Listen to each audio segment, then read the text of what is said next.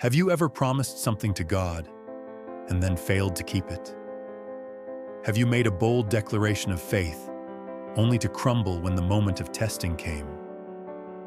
Today, we look at Peter, the boldest disciple, who falls in his darkest hour and is met not with judgment, but with grace. This is the story of failure and the forgiveness that follows. The night was cold in Jerusalem. The air held a chill that penetrated beyond clothing and skin, straight to the bone. Jesus had been arrested in the Garden of Gethsemane, betrayed by Judas with a kiss. The disciples scattered like sheep without a shepherd, all except Peter, who followed at a distance. The same Peter who hours before had boldly proclaimed, "Even if all fall away, I will not. Even if I must die with you, I will never disown you." Now he moved through the shadows, his courage fading with each step, his confident words haunting him with every breath. The guards took Jesus to the high priest's courtyard for questioning. Peter managed to slip inside the gates, perhaps bribing a servant or following someone who had access. He found himself in the courtyard, where servants and officials had gathered around a fire to keep warm. The flames cast flickering shadows across anxious faces, illuminating fragments of whispered conversations about this Galilean teacher who had caused such a stir. Peter stood there, trying to blend in, yet close enough to see what was happening to his teacher. It was cold, it was dark, and fear was rising within him like a tide that threatened to drown his resolve. A servant girl approached the fire, her eyes catching Peter's in the orange glow. She studied his face for a moment, the flames revealing what darkness had concealed. She looked at him curiously before speaking. "You were with Jesus of Nazareth," she said, not as a question, but as an accusation. All eyes turned to Peter. His heart pounded in his chest like a hammer. His mouth went dry. "I don't know what you're talking about," he replied, looking away, his voice strained and unfamiliar even to himself. "I don't know what you mean." The first denial had come so easily, so instinctively, slipping from his lips before he could even consider the weight of his words.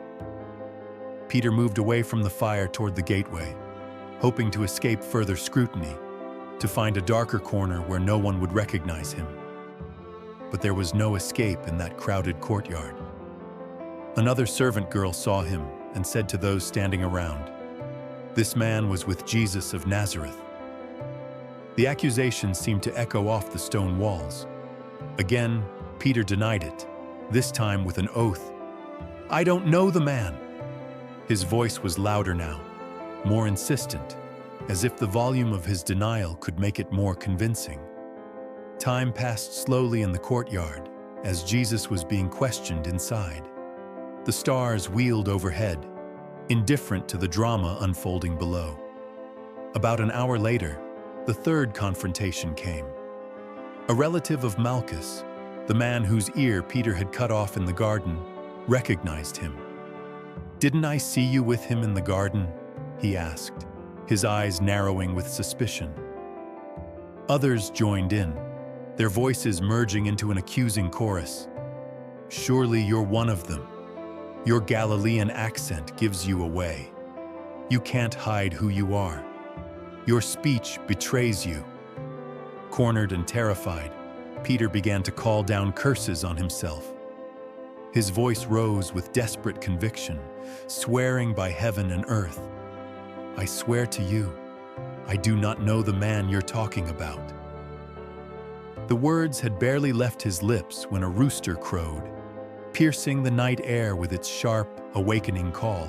At that very moment, perhaps being led from one room to another, the Lord turned and looked straight at Peter from across the courtyard. Their eyes met. Jesus bound as a prisoner, Peter trapped in his denial. In that glance was knowledge, pain, and something Peter couldn't bear to see. Love without condition, even in the face of betrayal. Time seemed to stop as the prophecy echoed in Peter's mind like thunder. "Before the rooster crows, you will deny me 3 times." The weight of what he had done crashed down upon him with crushing force. Peter pushed his way through the crowd and ran out into the night, desperate to escape not just the courtyard, but the reality of his failure. Once alone in the darkness of an alley, he broke down and wept bitterly.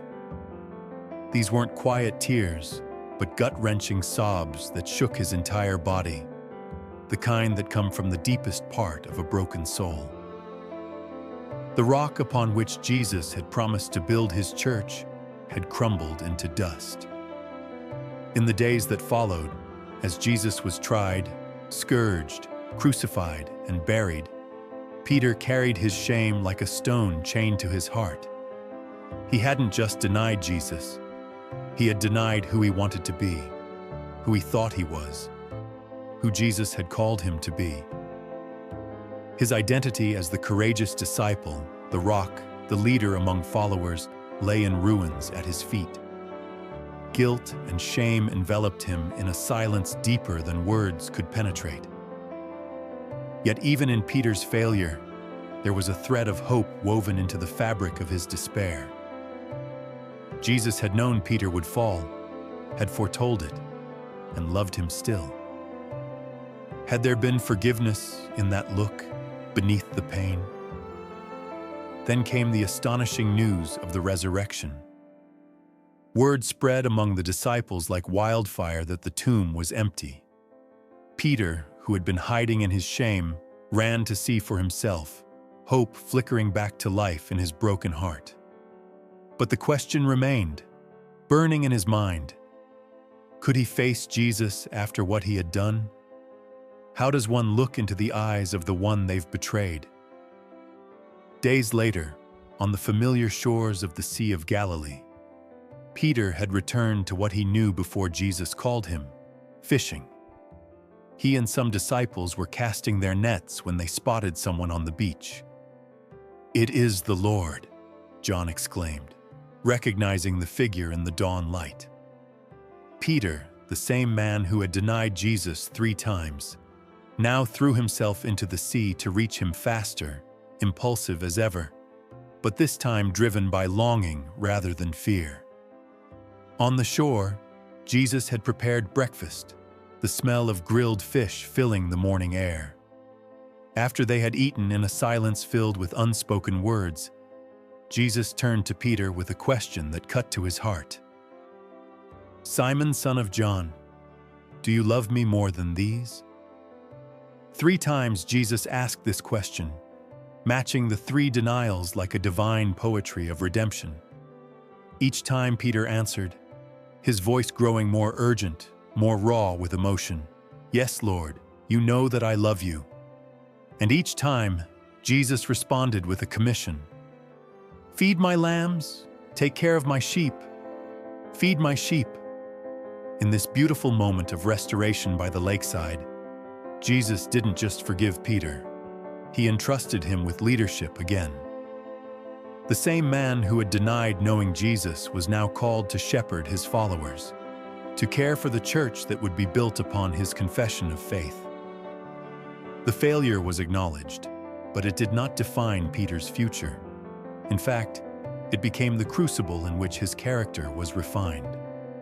"Though the righteous fall 7 times, they rise again," says Proverbs 24:16. Your failure is not your future. Jesus restores the fallen. This is the God we serve, not one who demands perfection, but one who offers grace when we fall short. The story of Peter reminds us that our greatest failures can become the foundation for our greatest service when placed in the hands of a forgiving God who specializes in turning endings into beginnings and failures into testimonies of grace. Subscribe to Faith Stories and join us tomorrow as we walk with Jesus through his final hours.